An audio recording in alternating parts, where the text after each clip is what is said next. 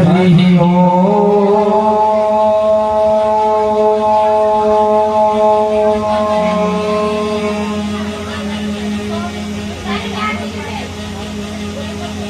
हरि ओम।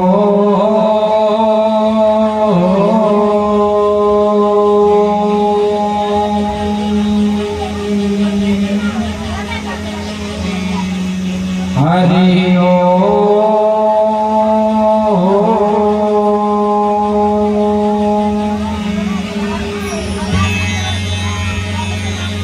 श्री गणेशाय नमः।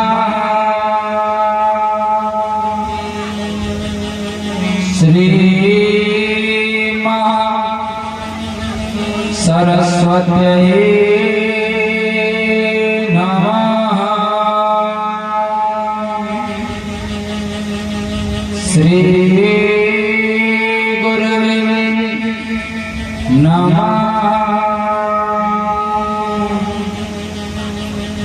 गुरुर्ब्रह्मा गुरुर्विष्णु गुरुर्देवो महेश्वर गुरुर्साक्षात् परब्रह्म तस्मै श्री गुरुवे नमः। ध्यायेत्यं महेशं रजतकीर्तिं चारुचन्द्रावतंसं रत्नाकल्पोज्ज्वलां परशुरागवराभीतिहस्तं प्रसन्नं पद्मासीनं समन्तातैस्तुतममर्गणैर्व्याघ्रकृतिं वसाना विश्वाद्भं विश्ववन्द्यं निखिलवैहरणं पञ्चवक्त्रं त्रिनेत्रं यो अन्तः प्रविश्य मम वाचमिमां प्रसुप्तां सञ्जीवयत्यखिलशक्तिधरः स्वधामः। अन्याश्च हस्तचरणश्रवणात्वगादि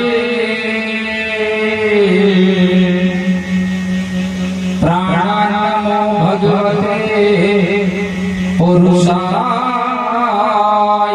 तुभ्यं। देवदर्शननागखग प्रेतपितरा गन्धर्व वन्दो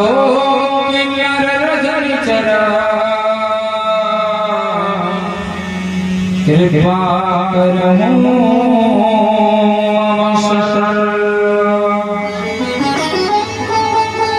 श्री श्री अनंत विभूषण श्री सद्गुरु चरण कमल जगत की अधिष्ठात्री देवी मां जगदम्बा सूक्ष्म जगत में विराजमान देवगण दृश्य अदृश्य रूप में विराजमान संत समाज और भी ज्ञात अज्ञात समस्त श्रोता जन सभी भक्ति यूट्यूब चैनल के माध्यम से जुड़े हुए सभी श्रोता जन सभी को भगवत भाव से व्यासपीठ की ओर से जय श्री राधे राम राम श्री शिवाय नमस्तुभ्यं।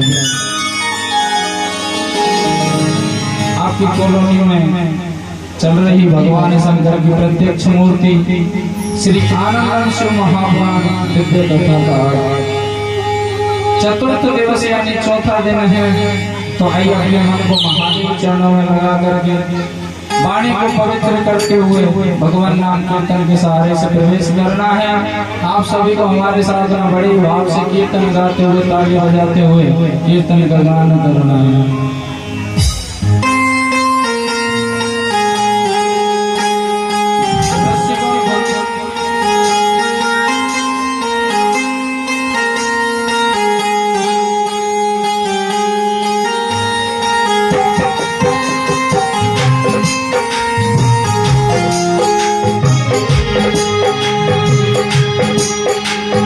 मेरे तो आधार सिया राम के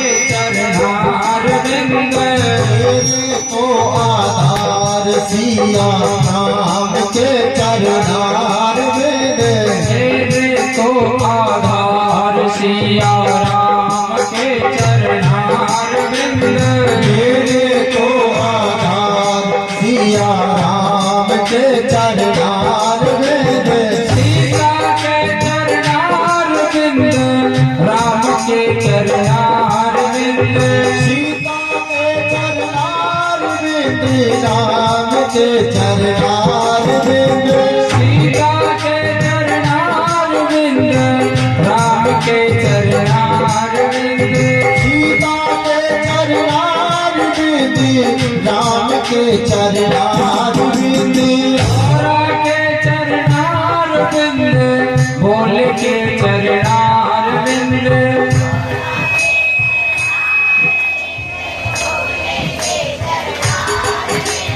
गौरा के चरणार बिंद, भोले के चरणार बिंद।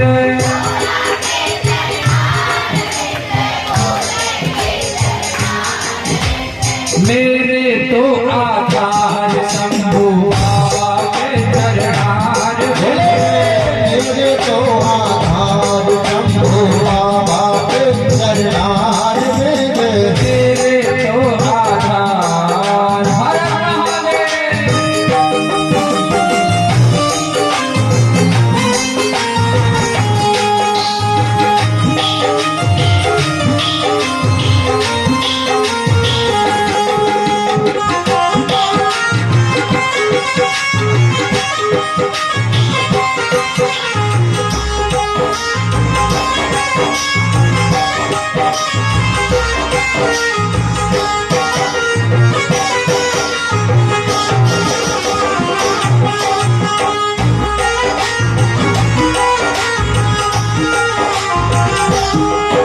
अनोखी थारी झांकी, अनोखी थारी झांकी, अनोखी थारी जागी, अनोखी थारी जागी, तेरे शंकर भगवान अनोखी थारी मेरे शंकर भगवान अनोखी थारी जागी।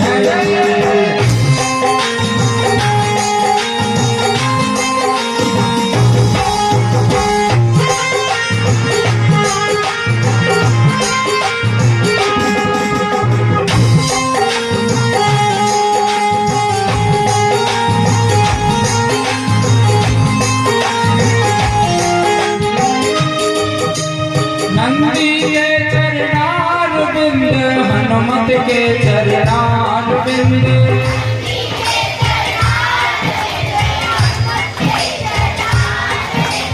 नंदी के चरणार बिंद, हनुमत के चरणार बिंद।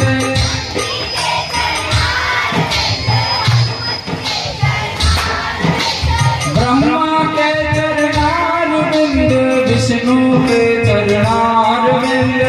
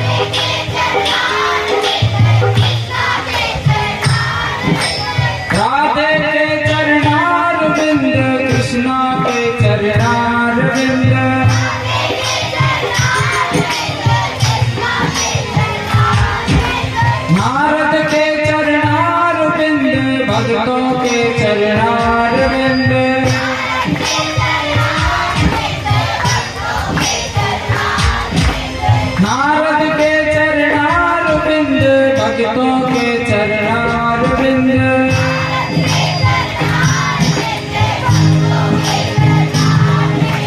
मेरे तो आधार सिया राम के चरणारविंद मेरे तो आधार सिया राम के चरणारविंद मेरे तो आधार शंभू बाबा के चरणारविंद मेरे तो आधार शंभू बाबा के चरणारविंद मेरे तो आधार नंदी सेवक के चरणारविंद मेरे तो आधार नंदी सेवक के चरणारविंद। आप सभी को महामंत्र का जाप करना है।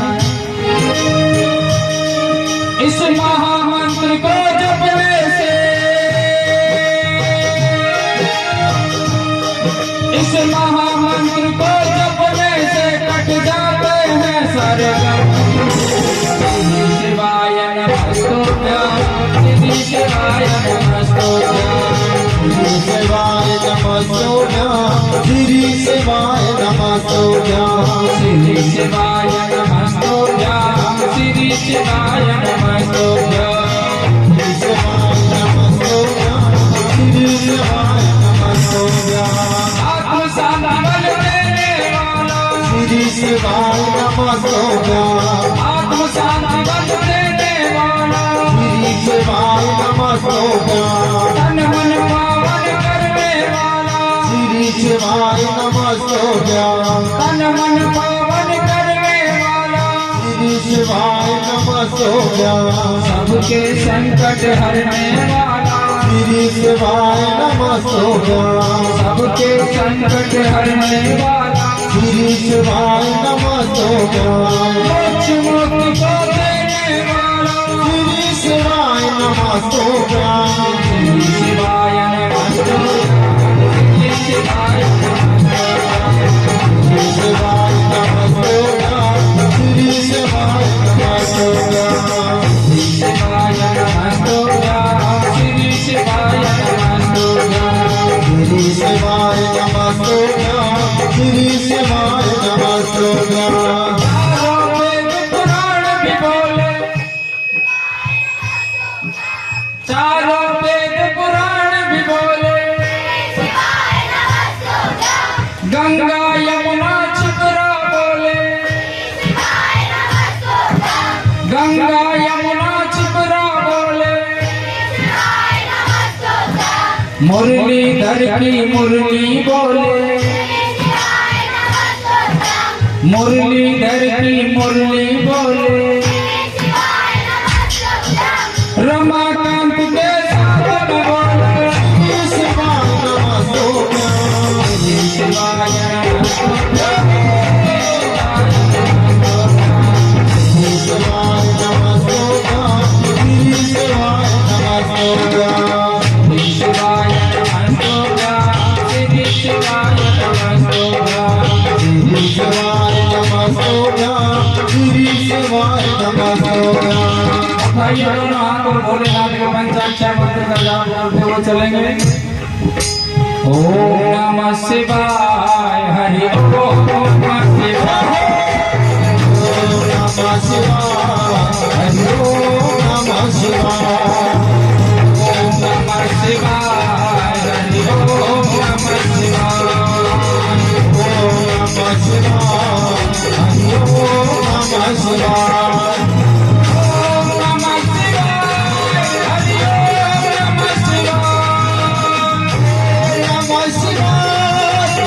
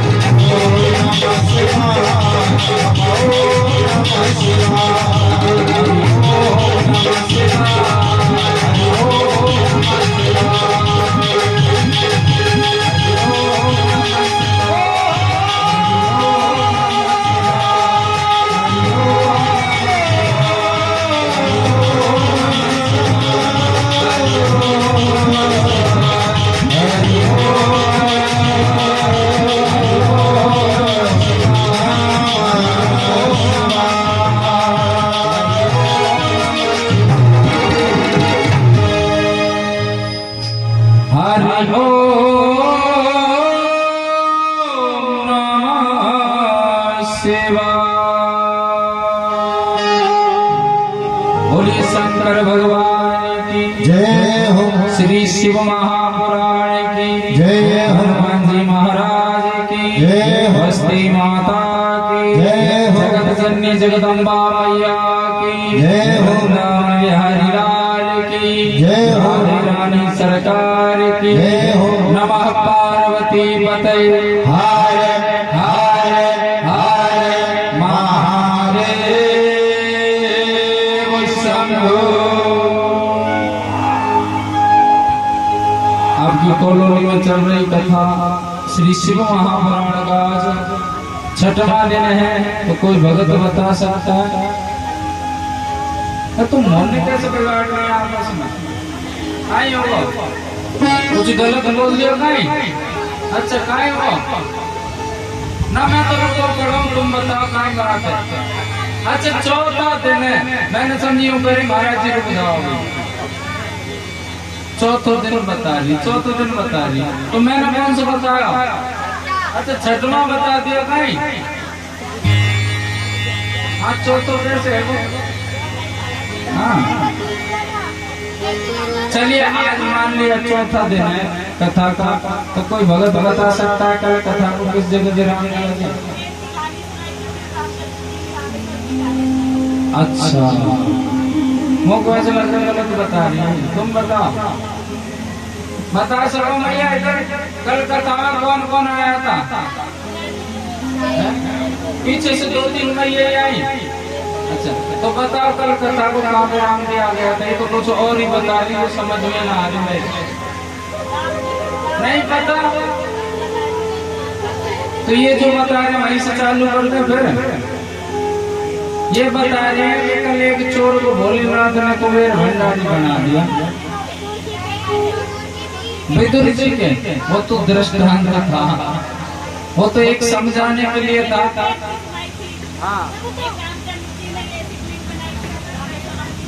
हाँ जी हाँ जी बिल्कुल सही।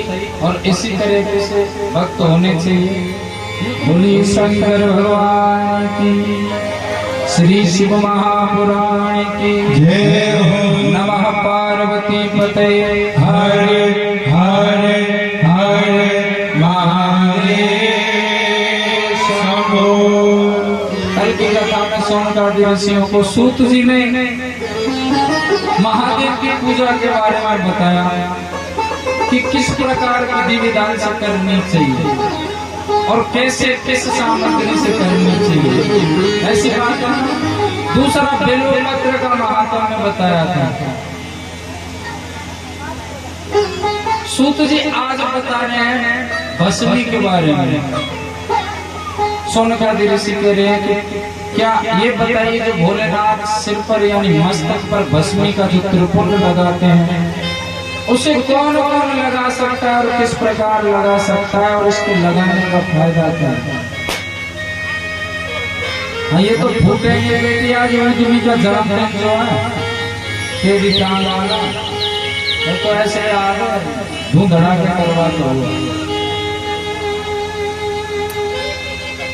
सोनकादि ऋषियों को सूत जी बता रहे हैं कि जो भोलेनाथ मस्तक पर त्रिपुंड धारण करते हैं वो काल को जीतने वाला होता है। और जिस भी पुरुष या स्त्री किस मस्तक पर भस्मी का त्रिपुंड लगा देता है उसे यमदूत सपने में भी नहीं सताता, क्योंकि यमराज जी का पाला पड़ गया त्रिपुंडधारी पुत्र मार्कंडेय से। मार्कंडेय ऋषि के जो माता पिता थे महादेव की भक्ति में लीन रहते थे। यहाँ तक कि उन्होंने दोनों माता पिताओं ने संतान क्या कहते हैं संन्यास ले रखा था गृहस्थ जीवन से और फिर भी साथ में रहते थे।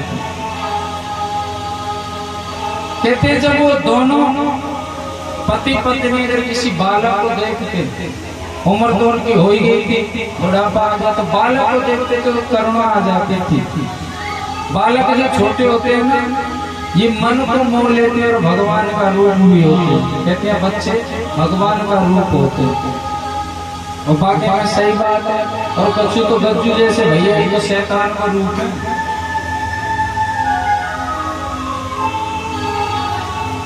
जब वो देखते उनके मन में करुणा आती कि भोलेनाथ ने हमको संतान नहीं दी।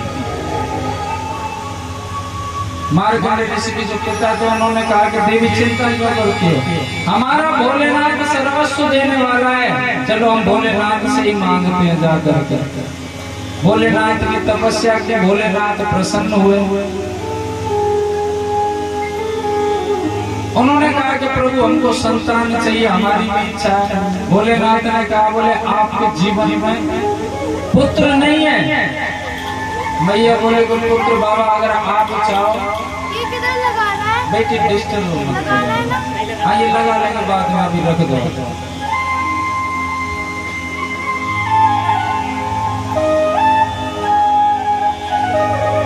उन्होंने कहा बोले बाबा संतान चाहिए। भोलेनाथ ने कहा कि संतान तो है ही नहीं आपके जीवन में।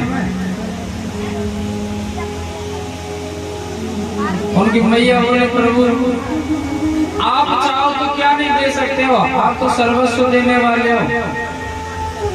भोलेनाथ ने कहा बोले संतान तो दे दूं, लेकिन संतान केवल 12 वर्ष तक, जो संतान होगी 12 वर्ष के बाद मैं आपको छोड़ करके चली जाएगी, यानी नष्ट हो जाएगी।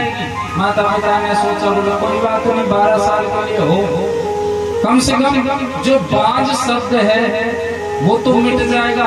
और सबसे बड़ा कलंक बताया गया है स्त्री स्वरूप के लिए बांझ नाम का शब्द अगर किसी से जुड़ जाए ये जीवन भर सहन नहीं होता। और समाज में ऐसी ऐसी भ्रांति है कि अगर जिसके पुत्र ना हो संतान ना हो, अगर वो सुबह सुबह प्रातः उसका मुख दिख जाए लोग मुंह जोड़ते हैं, बोले पता नहीं आज का दिन खराब हो गया, किसका मुंह देख लिया। और ऐसा ही होता था उनके साथ। मन में सोचा कोई बात नहीं संतान तो हो जाएगी। संतान हुई, बड़ी सुंदर संतान थी। कहते उसका नाम रख दिया मार्कंडेय। संतान धीरे धीरे बड़ी होती गई। माता पिता पुत्र मोह में ऐसे फंस गए उनको समय का पता ही नहीं लगा।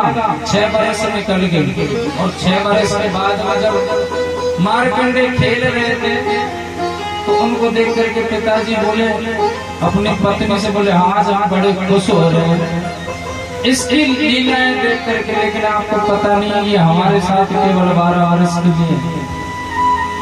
और जब हमको छोड़ करके जाएगा ना ये 12 वर्ष के बाद में तो जीवन जीना कठिन हो जाएगा, कठिन नहीं दुर्लभ हो जाएगा। अगर जीवन में संतान नहीं होती तो दुख रहता है साहब कि हमारे संतान नहीं है,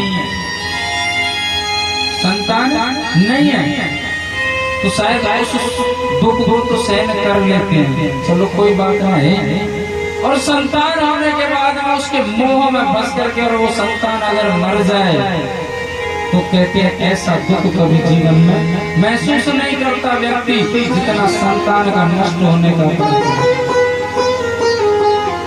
और 6 वर्ष के बाद उनके दिन उल्टा गिरना प्रारंभ कर दिया और सोच सोच करके यही रहते हैं बोले अब तो ये कितने दिन के लिए रह जाए। और जब चिंता अगर किसी को सताने लगे तो कहते हैं चिंता चिता के समान होती है। चिंता अगर किसी को लग जाए तो चिंता चिता बन जाती है, इसलिए किसी को चिंता नहीं करनी चाहिए। जो है आज को सोच करके अपना समय निकालना चाहिए, जीना चाहिए कि हमको सिर्फ आज का ही समय और सत्यता है। हमें 1 मिनट बाद भी नहीं पता है कि क्या होगा, क्या से क्या हो जाता है, हम रहे या ना रहे। इसलिए जो पल चल रहा है उसे आप खुल करके सुख के साथ जिए। और सुख देखने के लिए पृथ्वी दुख उठाता है। सबसे ज्यादा दुख इसी बात का है इस पृथ्वी पर के लोग सुख देखते हैं और इस सुख इस पृथ्वी पर नहीं है। इस पृथ्वी पर है तो केवल एक ही जगह, वो है परमात्मा के चरणों में। वहां पर आपको कोई भी चिंता नहीं सता सकती। अब भोलेनाथ की अगर शरण में बैठे, भगवान की शरण में बैठे, जिन भैयाओं को 1 मिनट में फुर्सत नहीं होती है घर से निकलने की, वो भी महापुराण सुनने आती है। ऐसी कई मैयाएं बैठी होंगी, क्योंकि असली सुख यही है, कहीं और नहीं है। अगर सुख ना हो तो ये देखो बूढ़ी मैया शायद इनको कोई छोड़ने आता है, ये वहां से आते हैं लक्ष्मण वाटिका दे दे। और आज तो कृपा मैया यहाँ कृपा बरसा जाए मॉडर्न टाउन से, क्योंकि जिनको पता है ना कि यहाँ पर से महापुराण हो रही है तो वो तो पहुंचेंगे साहब, चाहे कैसे भी काम छोड़ दो। अब जैसे दिन निकल रहे थे माता पिता चिंता में इस प्रकार सूख गए कि उनकी हड्डियां दिखने लगी। जब हड्डियां दिखने लगी तो कहते हैं मार्कंडे ऋषि ने एक दिन माता पिता दोनों को बिठाया, बोले मैया और बाबा मैं देख रहा हूँ कि आप किसी से बात नहीं करते, हर वक्त ऐसा लगता है कोई गहरी चिंता में डूबे हुए, सोच में डूबे हुए। कारण क्या है, आप इतने दुबले पतले क्यों हो रहे हो? बोले कुछ नहीं बेटा। नहीं मैया बतानी तो पड़ेगी। जब मार्कंडे की मैया ने बताया कि बेटा हमारी संतान नहीं थी, भोलेनाथ के आशीर्वाद से तुझे पाया, लेकिन पाया ना पाया एक बराबर है। क्यों? बोले तुम केवल 12 वर्ष के लिए, 12 वर्ष के बाद में आप हम छोड़ करके चले जाओ। भोलेनाथ ने कहा था कि तुम्हारे जीवन में संतान नहीं है, तुम्हारे भाग्य में ही नहीं लिखी। जब हमने कहा कि बाबा आप क्या नहीं दे सकते, तो भोलेनाथ ने केवल 12 वर्ष के लिए आपको दिया। मार्कंडेय बोले आप चिंता मत करो, 12 वर्ष के लिए तो हूँ, अभी तो केवल 6-7 वर्ष निकली है, 11 वर्ष तक आपके साथ रहूंगा और एक वर्ष मैं आपके साथ नहीं रहूंगा, 1 वर्ष के लिए बाहर जाऊंगा, उसके बाद हमेशा आपके साथ रहूंगा, ऐसा वचन था।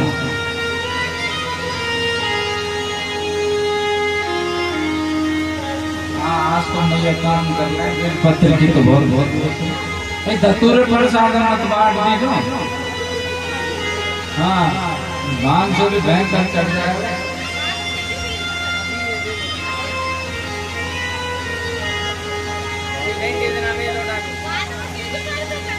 अब ये तो प्रसाद है, किसके हिस्से में पड़े?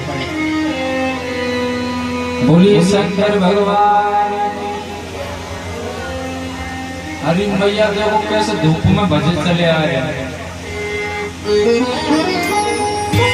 हाँ देख लो साड़ी तुम्हारी बनवा है, देख लो। और प्रसाद की व्यवस्था वहीं पर रहती है, वहीं पर चढ़ाना होता है सबको, क्योंकि आगे आगे तो बिछो होता है। बिछो उस बात का नहीं, बिछो होता है इस बात का कि सब लोग देखने लग जाए कौन की भौवरी। हाँ या मैं कम से कम 5 मिनट बीत जाए।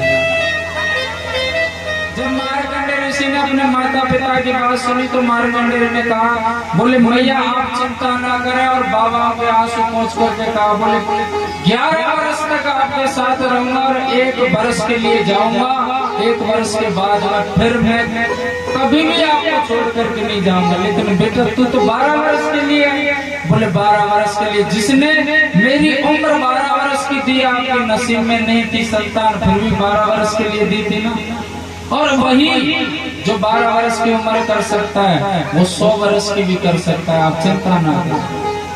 11 वर्ष तक उनके साथ रहे, 11 वर्ष के बाद में जंगल में निकल के और आसन लगाया, आसन लगा करके बैठ गए और भोलेनाथ का ध्यान करके जैसे ही भोलेनाथ को पुकारा तो कहते बड़ा सुंदर मंत्र निकला, ओम त्र्यंबकं जजामहे सुगंधिं पुष्टिवर्धनम् उर्वारुकमिव बन्धनान् मृत्युर्मुक्षीयमामृतात्। ये मंत्र निकला और इस मंत्र के निकलने के बाद में 1 वर्ष लग गया इनको 1.25 लाख जाप करने के लिए, इसका 1.25 लाख जाप कर दिया। जैसे 12वें वर्ष का लास्ट दिन था, आखिरी दिन था और आखिरी समय था, मार्कंडेय महामृत्युंजय का जाप कर रहे थे इस मंत्र का, और आकर के गले में पासा डाल दिया यमराज ने। स्वयं आया था यमराज, गले में डाला और जैसे ही गले में पासा डाला भोलेनाथ बीच पासे के उसमें से प्रकट हुए, पासे को तोड़ दिया और बोले मूर्ख तुझे शर्म नहीं आई? ये कैसा दुस्साहस किया तू? मृत्यु ने यमराज से कहा ऐसे और कहते हैं हाथ से त्रिशूल छोड़ दिया नष्ट करने के लिए। यमराज भागता भागता पूरे ब्रह्मांड में डोला, किसी ने भी सहायता नहीं की। आकर के भोलेनाथ के चरण पकड़ लिए, बाबा क्षमा कर दो, लेकिन मुझे बताओ तो सही मेरी गलती क्या है। ये केवल 12 वर्ष की इसकी उम्र थी और आपने मुझे कार्य सौंप रखा है कि आखिर में जीव को लेने के लिए आप व्यवस्था करोगे उसकी। ये आपका भगत है, इसलिए बाबा मैं लेने के लिए आया हूँ। और मैंने क्या गलत किया? बोले गलत नहीं किया।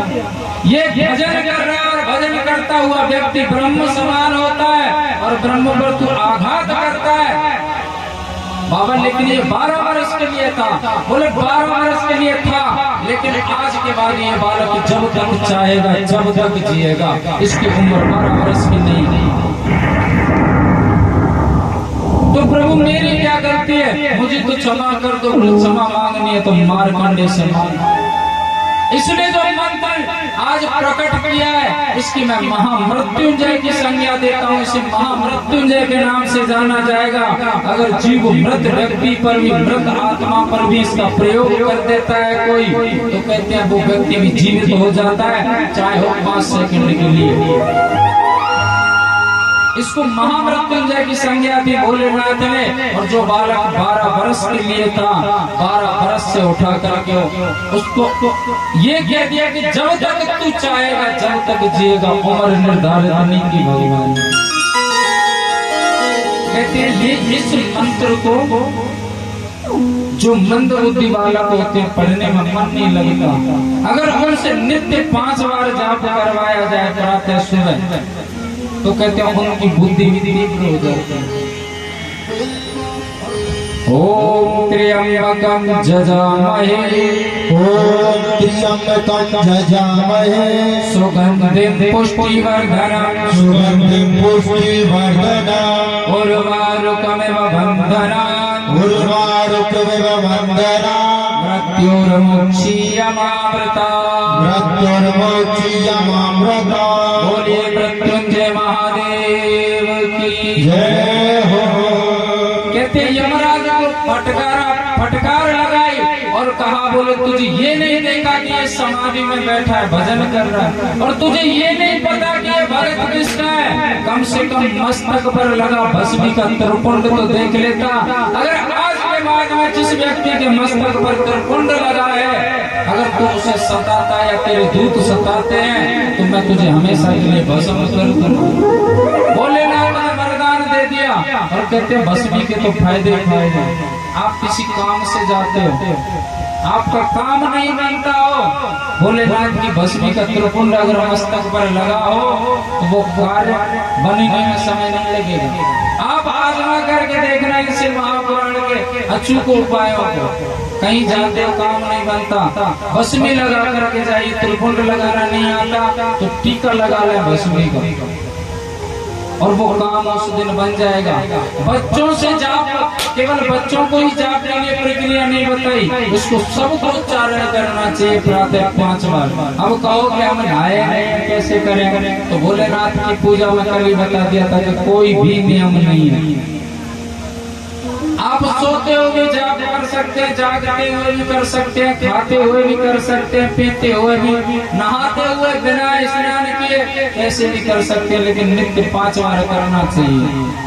क्योंकि कहते हैं कि भोलेनाथ के इस मंत्र का जाप करते हैं आनंद ही कुछ और होता है। और जिनके हृदय में महादेव बसते हैं उनके तो जीने का तरीका ही कुछ और होता है। किस किस के हृदय में महादेव बसते हैं बताओगा? हाँ 2-3 भैया कहेंगे। आनंद आ रहा जीने में, महादेव धड़क रहे सीने में। आनंद आ रहा जीने में, महादेव धड़क रहे सीने में। आनंद आ रहा जीने में, महादेव धड़क रहे सीने में। आनंद आ रहा जीने में, महादेव धड़क रहे सीने में।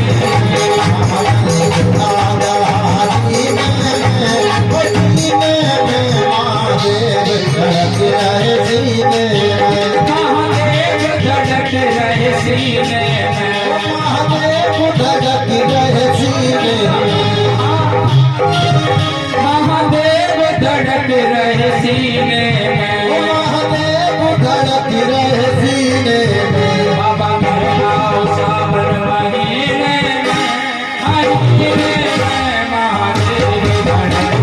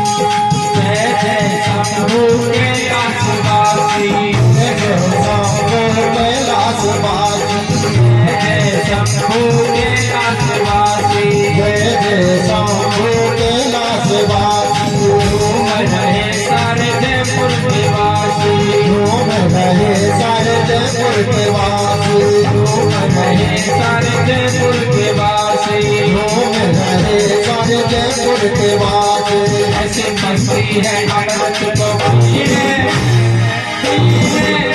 महादेव धड़के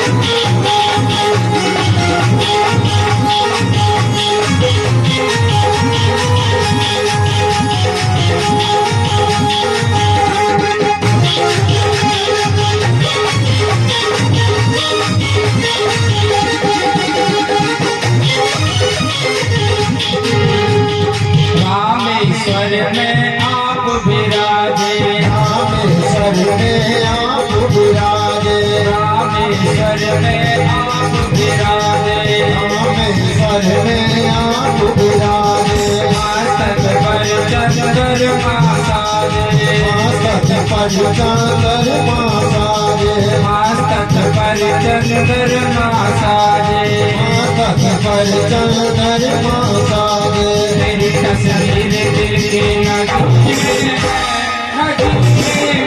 महादेव धड़के महादेव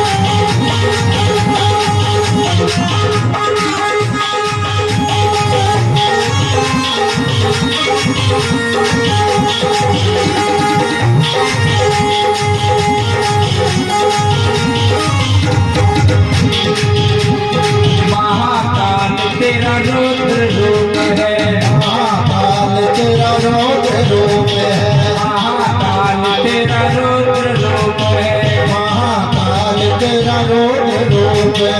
विश्वनाथ की जाति अनूप है। विश्वनाथ की जाति अनूप है। विश्वनाथ की जाति अनूप है। विश्वनाथ की जाति अनूप है। बोले तन मन बचावर करती मैं महादेव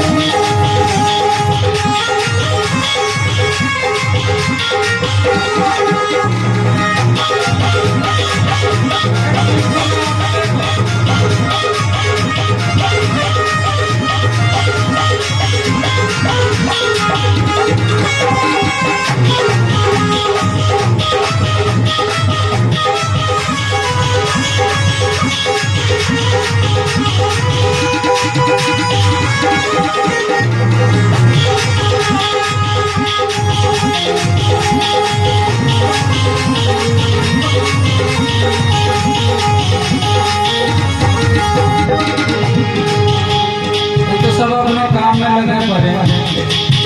हाँ मजा लग रही बात कर। चलो मेरे साथ ना गाओ, ऐसा मन ना लगे तो तुम्हारो भजन सुन में धड़ाक हो रही है। सभी को गाना मेरे साथ में ना आनंद मिलेगा। बाबू सागर से पार उतारो, भजन गावे तो सबको चूल को नोतो। चूल कोई बोले ना, सबन को अगर घर में निमंत्रण देना तो मैं कहीं बोले, बहुत सी जगह चूल बोलते हैं और बहुत सी जगह झरों बोले, है ना। सबको भजन गावे को चूल को नोतो और खूब ऊंची आवाज में बाबू सागर से पार उतारो। मैया पीछे तुमको भी गाना मोड़ फाड़ में लग रही, नींद आ रही, मन ना लग रहा। जब कथा में मन ना लगे समझ लो मुंह भटकना शुरू हो जाता है। इसलिए इस बीमारी को हावी ना होने दे। बाबू सागर से पार उतारो। आपकी बात आया सुनो, आज 1100 रुपये पक्के मिलेंगे, मैं बढ़ा के बोलो 250 ग्राम। बाबू सागर से पार उतारो। रमाकांत को दे सहारा। वैसे कोई लगे पीछे वाले कुछ ज्यादा ही होशियार है, मतलब तुरंत ऑपरेशन करती हूँ मैं जानू तो तुमसे बड़ा डॉक्टर कोई ना। अपना नाम जोड़ती हूँ मेरे हटा के 2 मिनट में। भजन ले तो हमने मेहनत करी हमने, और जब बोलने की बारी आई तो खुद को लगा दिया। चलो कोई बात नहीं, झंझट ये खत्म करें आपको। दोबारा गाओ। बाबू सागर से पार उतारो। बाबू सागर से पार उतारो। निज भक्तों को दे सहारा। निज भक्तों को दे सहारा। बाबू सागर से पार उतारो। बाबू सागर से पार उतारो। निज भक्तों को दे सहारा। निज भक्तों को दे सहारा। जैसे मस्ती हो सागर की बाबा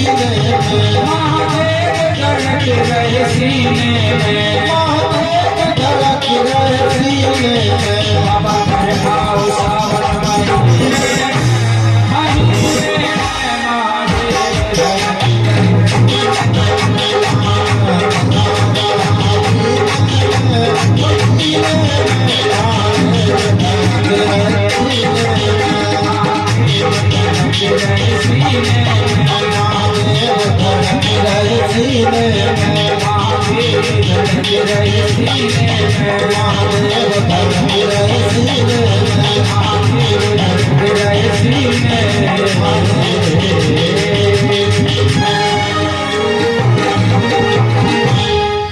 आनंद आ रहा जीने में महादेव महादेव धड़क रहे।